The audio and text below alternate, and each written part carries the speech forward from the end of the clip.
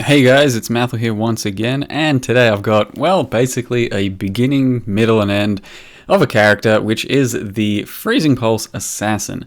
Now I'm going to show you a bit of gameplay, the endgame bosses, and then the guide for the build. Since I didn't make any previous videos on it, and at this point it is a finished build, and it was, marginally fun, but to me it was still just kind of Freeze Pulse.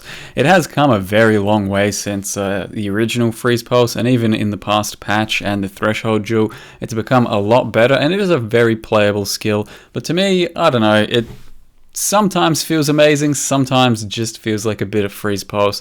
Doesn't have enough, sort of area. It's a very directional skill. When you get overwhelmed in breaches, that feels kind of bad. The Reflect can be a bit of an issue since we're not an Elementalist. But otherwise, it was a pretty successful, pretty fun character. And if you're into the Freezing Pulse sort of thing, this is just my little take on it as an assassin with 2 Void Batteries going for some pretty nice damage, pretty decent clear speed, while still trying to be completely Shaper, Guardian, and Zeri viable. So you can see the way I play this character during maps most of the time is without Spell Echo. That's because the Void Batteries have a lot of cast speed. We do have a decent bit of cast speed from other sources too, and that means you don't really need Spell Echo when you're just one-shotting things throughout these maps, because we hit really hard, so the goal is to just throw out one cast and then move on, whereas Spell Echo always locks you down for those 2 attacks, and quite often it just doesn't feel terribly good while mapping. So I've been using just faster casting in place of Spell Echo a lot of the time, and when I need the damage and have to get serious, I chuck in Spell Echo instead of faster casting, and then I also replace my faster proj for an Ellie focus, since I have a white socket going in that Skin of the Loyal. But you don't have to do that. Don't even have to run faster proj. There's quite a lot of projectile speed attached to the gem just from quality and leveling the skill up. So faster proj I didn't even really use all that often. I did actually kind of sometimes just use Spell Echo and faster casting, or added Chaos just for added Chaos damage and a bit Reflect protection. But all in all, you can see it's pretty fast and fairly decent clear speed, and overall fairly safe too, given that we freeze everything around us. This, at this point, is an Uber Zeri run, and this was the first or second one I did, so you have to try and maintain your power charges by using the offhand shield Jaws of Agony. So you fire up as many as you can before the fight starts, which is 7, drop your Orb of Storms, which gives you some power charges, put down a Frost Bomb, and then dive in and start doing damage.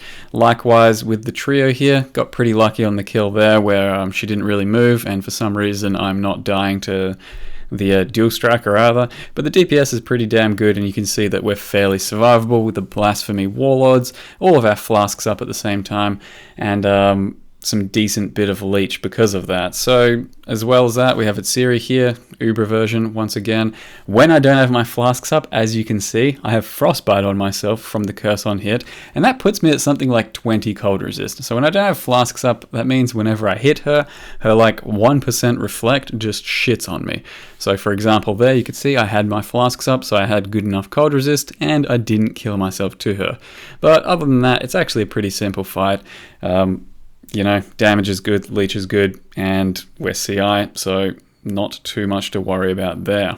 And then comes the Guardians, and I was pretty surprised at how good the DPS I had on the Guardians here, because I wasn't quite expecting this much. So I do use Ellie Focus here in my 6 link, as well as Spell Echo, and you pop a Vile Lightning Trap, you get your Vile Haste, Vile Clarity going, and then just go to town. And it seems to kill most of the Guardians really well, pretty damn efficiently.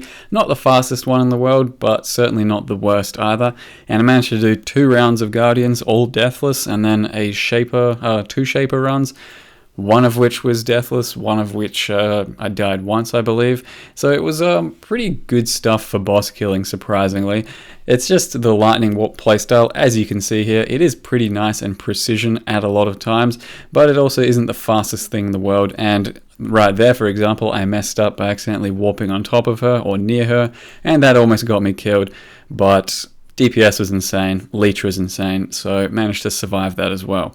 Freeze Pulse for Chimera is actually one of the nicest Chimera kills I've done, or not necessarily CI as you see right here, the smoke phase, still pretty dangerous, but for the ads and for Chimera himself, It's actually a pretty nice skill, especially for the ads, because you're a pretty damn ranged character, and then you have a very reliable source of freeze and distance attack. So it ended up being a pretty good kill and fairly comfortable, and the smoke phases are just a bit of a luck of the draw with the CI way I've built right now, since as you can see I only have about 7,500 energy shield because I'm wearing a Skin of the Loyal. Tried to go for more damage instead of energy shield. If you put on a regular chest you do hit something like 9 KES instead, but you're never going to get huge numbers because we're using 2 void batteries. Other than that, you can see the Shaper DPS here on phase 2 of Shaper is actually kinda nuts. I was very surprised with how reliable and strong this DPS was. You don't really have to have most of your flasks up, you don't really need to pop any Val skills. Just have your Orb Storms down, pop a Frost Bomb, and make sure the power charges are always up since they are the source of our damage, and the DPS is pretty insane. So we'll go over the character more or less as a guide right now from top to bottom, as quick as I possibly can. It is an assassin, and the reason we're an assassin is and not Inquisitor is because you're only a single element, which is cold, and with Cold Pen and Wise Oak and Frostbomb as well, you get pretty much more than what an Inquisitor would give for damage anyway, but you get the added benefit of not having to be particularly reflect prone like an Inquisitor would be, though we are still pretty reflect prone regardless. But you also have all the benefits of all these power charges, which synergizes really nicely with Void Battery, as well as the first time ever I've taken Assassinate in Ambush. They're kind of nice. Having a Cull is pretty damn convenient, but it's mostly for the power charge shit. Because we use 2 Void Batteries, they're kind of, cheap and underrated at the moment. Decided to use 2 of these. You end up getting 9 power charges, which is 4.5 additional crit to your base skill here, as well as a whole bunch of crit multi. So you can see our tooltip, I'll just go over it here real quick. Discipline, Warlord's Blasphemy, and Herald of Ice. You can see our tooltip is kind of not too much right now, just 96k, and that's because without power charges and with Void Battery up, you're not going to have very much tooltip. So when you dive in and get your power charges going, let's just get them with Orb Storms real quick.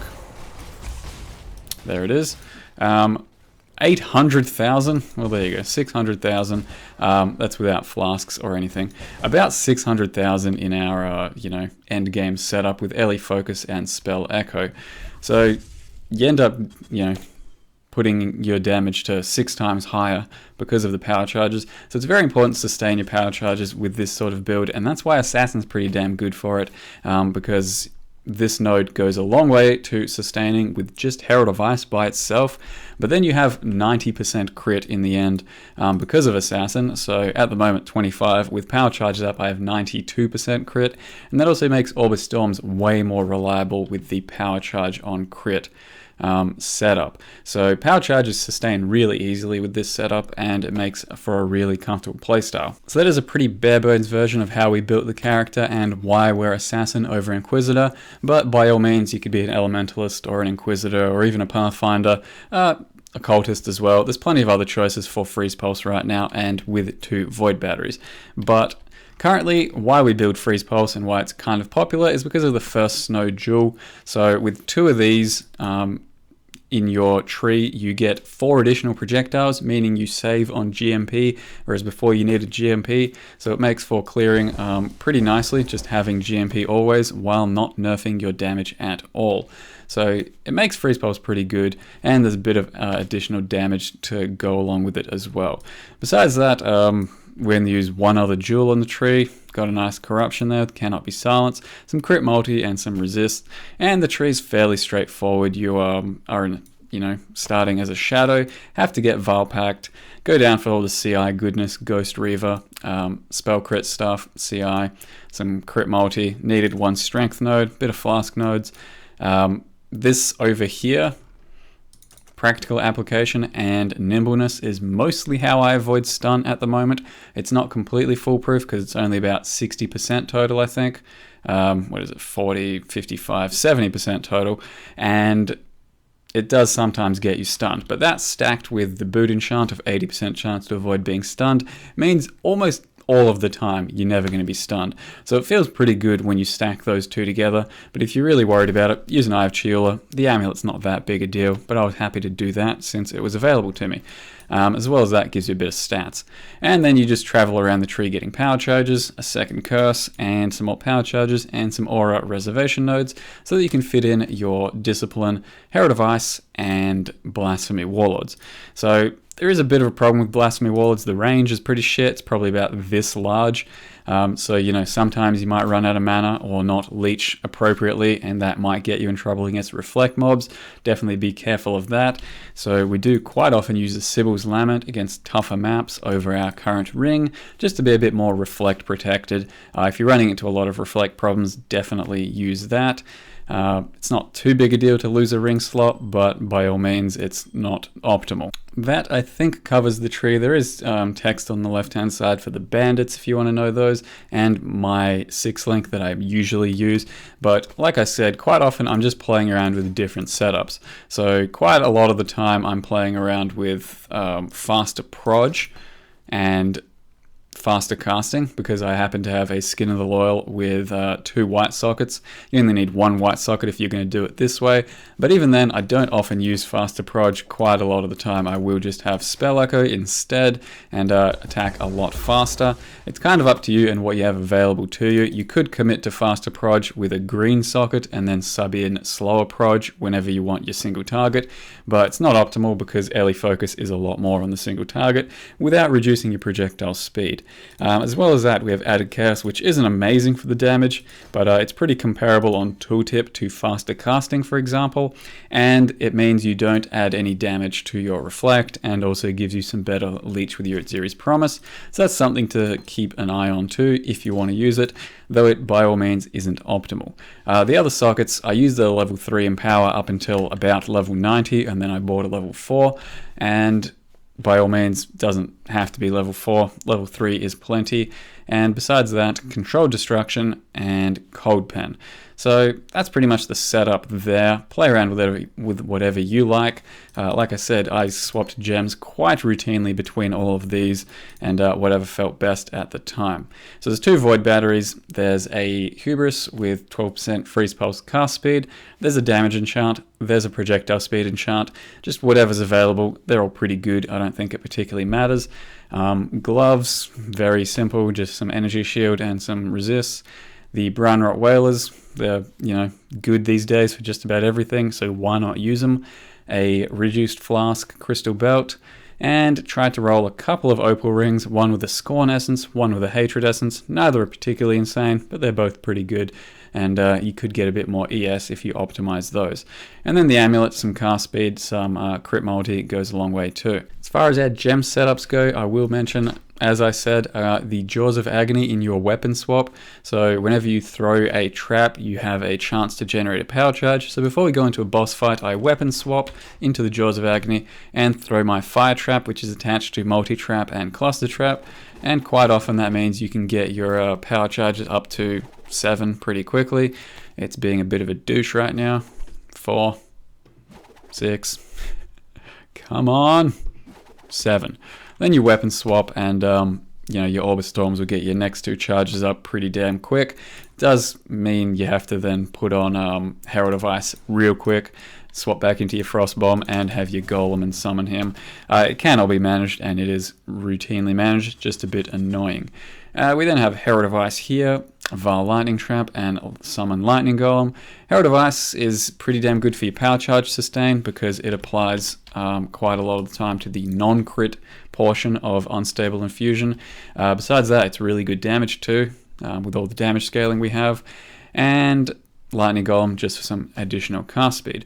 Our setup over here is Increased Duration, Vile Haste, Vile Clarity, and Frost Bomb. So Frost Bomb, whenever it's down, minus Cold Resist to anything over it.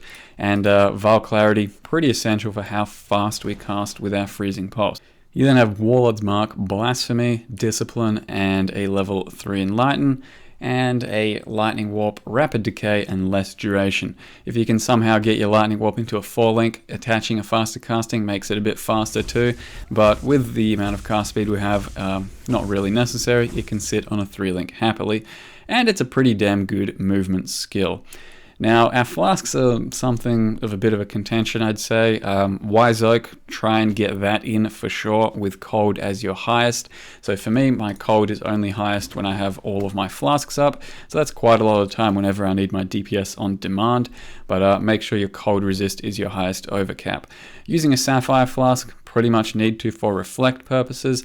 I then have a Stibnite just for some bleed action, and been recently using a silver flask, though quite a lot of the time for mapping I was running a Quicksilver just so you can run every now and again in between packs, because just plain lightning warping kind of sucks. And then it's Zeri Flask for some additional damage and some leech.